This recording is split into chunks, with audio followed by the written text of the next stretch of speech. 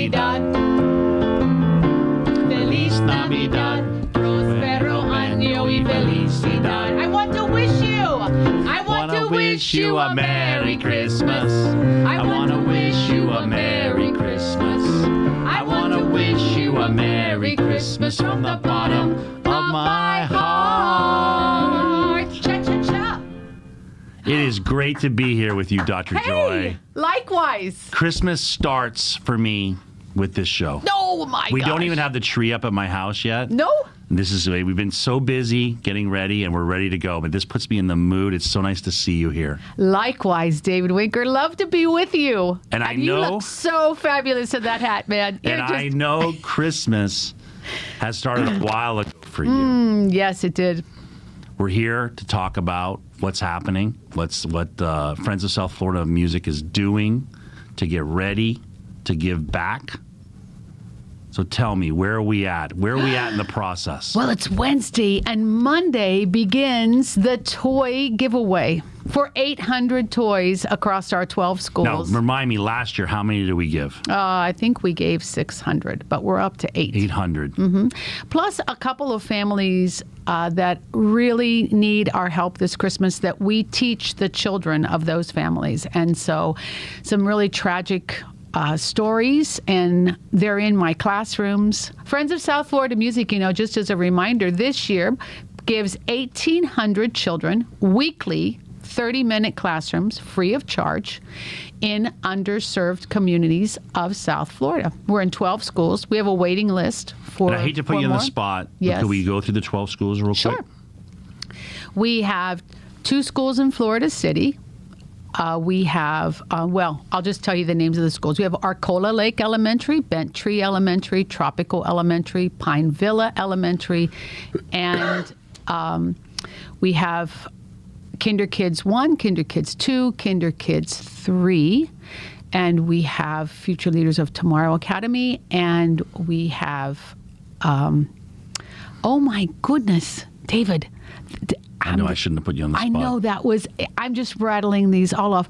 Rainbow Christian Academy, Promised Land Academy, and Therapy. And there's one more that will come to me. We'll come back to it. Yes. Now, with that being said, your background is in early childhood musical education. So maybe we can start with, why is it important that the kids at this age be exposed to music? Well, I'm going to go back to my grandmother's name was Mary Sophie Friend, and she grew up in Friendsville, Maryland, and our family sang together every week. That started with my grandmother, probably before hers.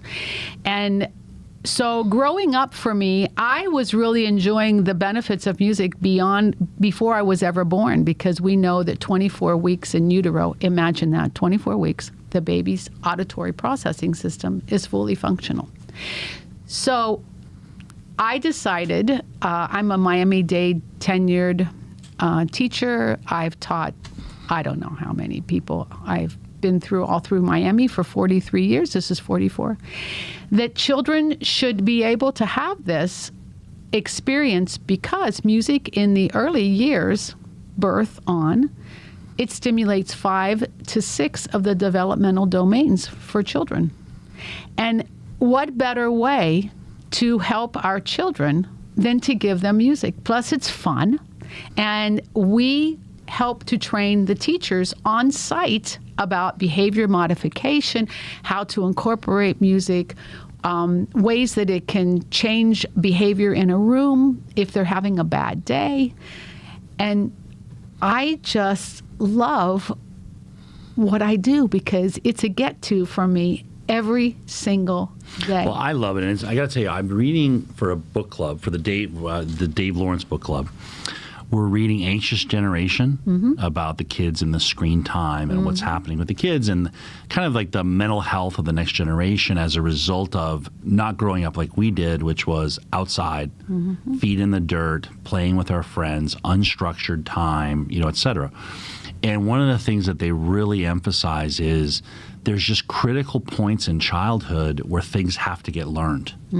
And basically saying, like, we have to be very careful about, putting a kid on a screen at 3 years old? What's the damage that it does? It's not just normal damage. It's damage of that kid should be talking to their parents. That kid should be interacting with others. That kid should be walking around, learning motor skills and everything.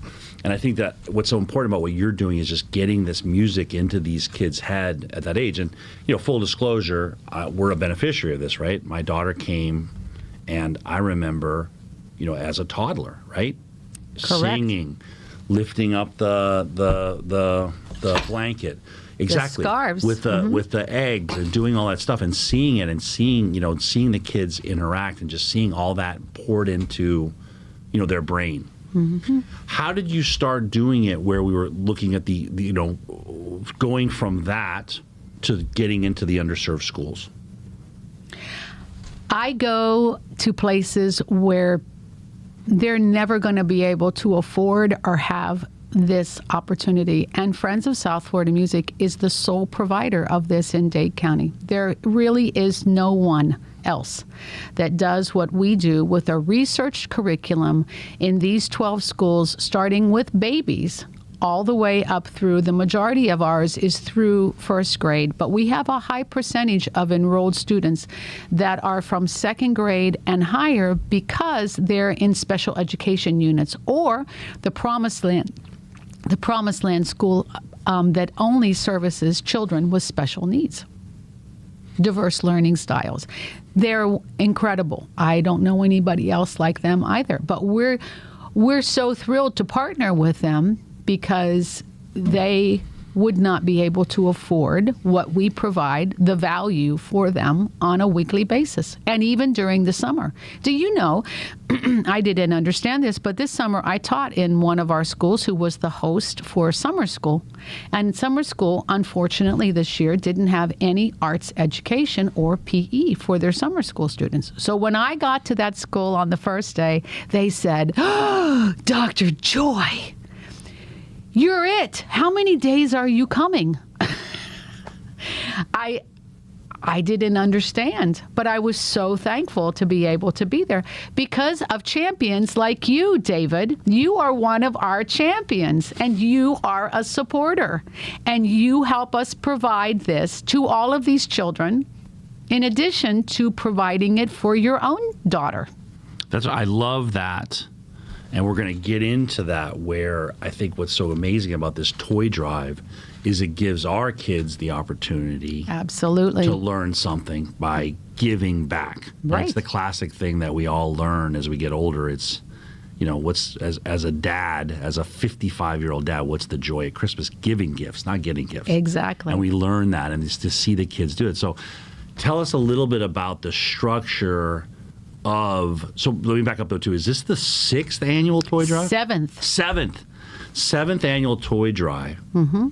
Tell us a little bit about how your music students are involved in getting these gifts to these kids. A toy drive wasn't what I had planned on doing, because the program is a lot to manage. However, when you decide to help the total well-being of a child, sometimes that comes in different packages. And we discovered that many of our children would not be receiving a Christmas gift. Not a single Christmas gift. No. So that was brought to my attention, and I'm about finding solutions. And I knew that I had a community of people who were generous, like you and your family, who could help me to provide this for the children in our schools. So we started this year earlier than ever because we wanted to be able to provide 800. There is a very big gap this year for parents for multiple reasons. Beyond that would take another 3 shows to explain that to you. But we're going to give a new toy to over 800 children. And so today we brought with us some things that we're going to give away. We have basketballs. And I even brought some empty bags because we're not done yet purchasing and we're looking for help. We have some incredible sensory toys that we're going to give away. I don't have them unwrapped for you. You're too efficient. The gifts are already wrapped. Because we're trying to get ready because Yeah, Monday starts. And then we have some family Walmart gift cards. And those are going to go to some very special families who really need to have Christmas breakfast or whatever holiday they're serving, but food to put on the table for their families. So wrapping has begun. We're organizing the delivery. We start next Monday, Tuesday, Wednesday, Thursday, Friday, 5 days. We have community helpers like you and yourself and other families that are going to be out delivering with me. We have Santa that's going with us every day so that we can take a picture of the child with Santa, because I don't know that they'd ever have that. We're going to provide that. And we have teacher gifts that we're going to provide in different forms and shapes for all of the teachers. The care capsules, the water bottle, very nice. K-cups and coffee, K-cups. and I have candles, and I have bath and body products. People have been bringing by my house. I look like Santa's workshop. I love being Mrs. Claus. I'm just a conduit.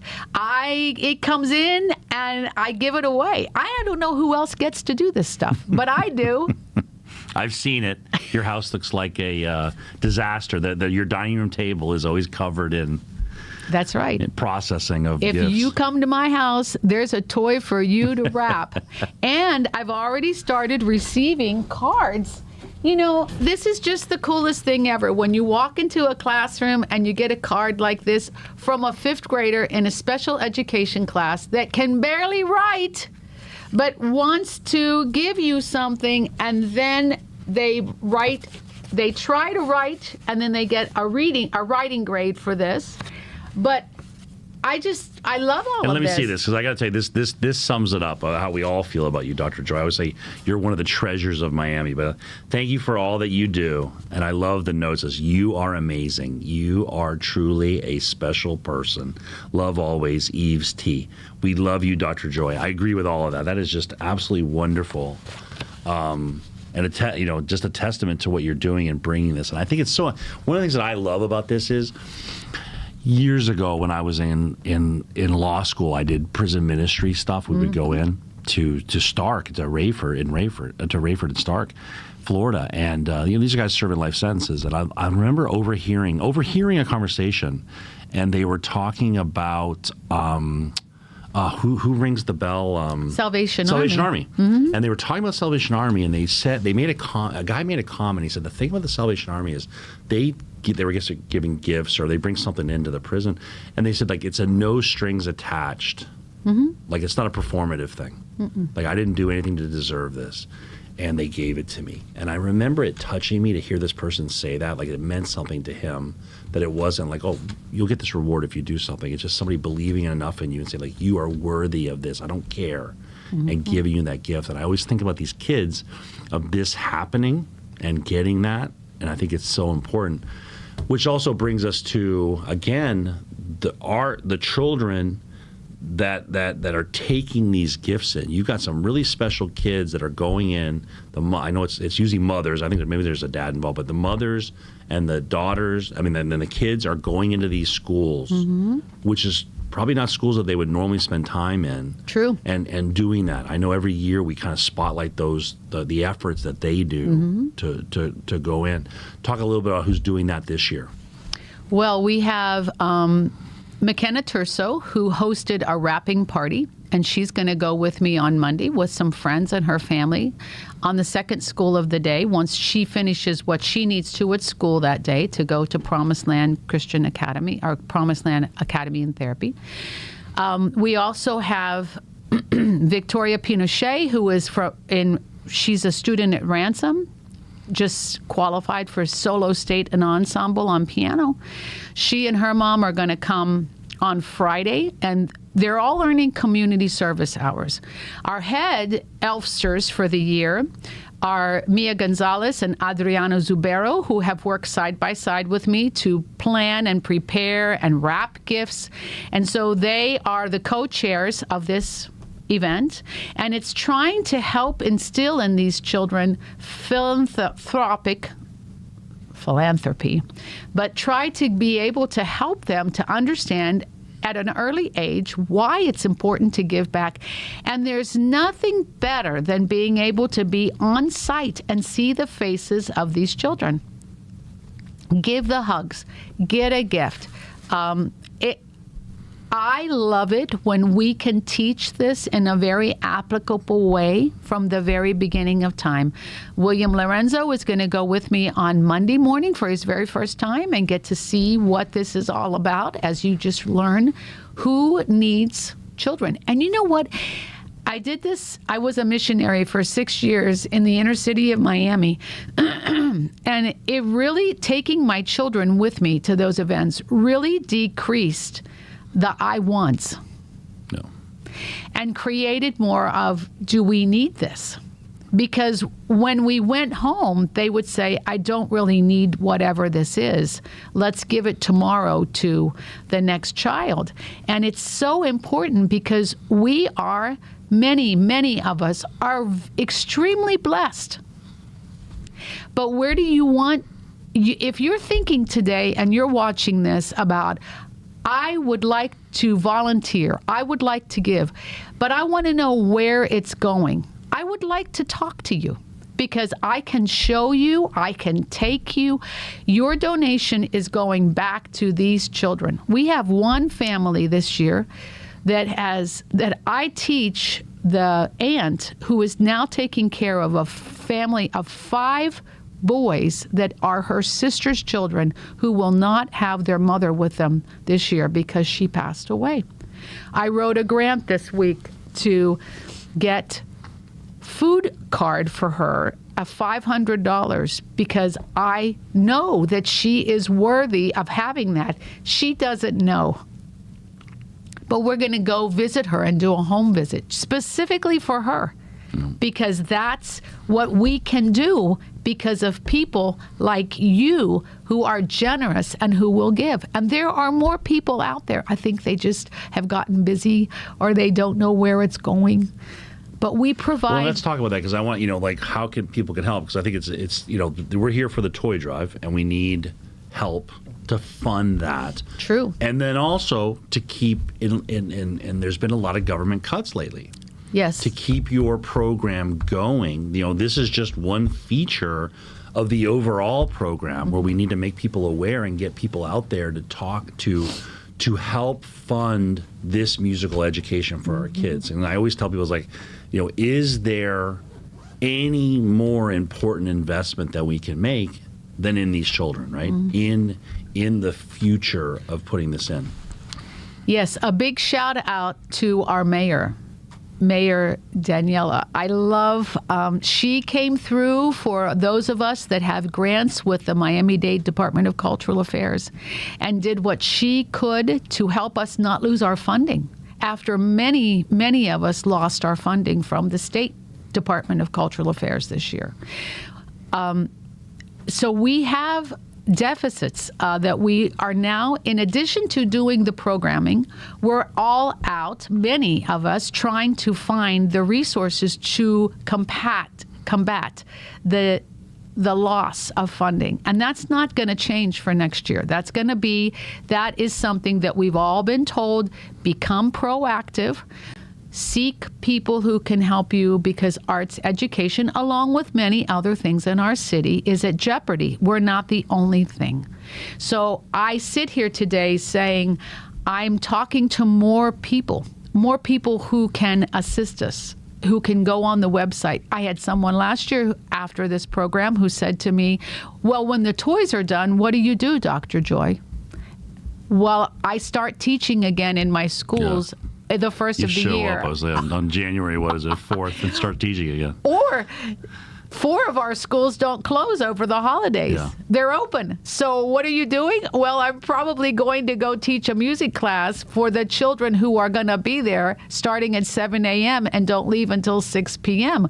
And they love it when we come for a holiday sing-along. So where are you going to be, Dr. Joy? Well, I'm going to be with the children because it doesn't stop. Doesn't stop.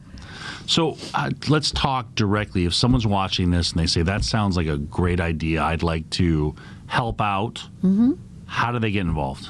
Well, we have a QR code that is being displayed, and you can go to just look at the QR code and scan it, and it'll take you to our link tree. On our link tree, you have options. You can click to give a donation to the 7th annual Santa's Workshop. You can click to give a donation to Music Fundamentals, which is our annual program.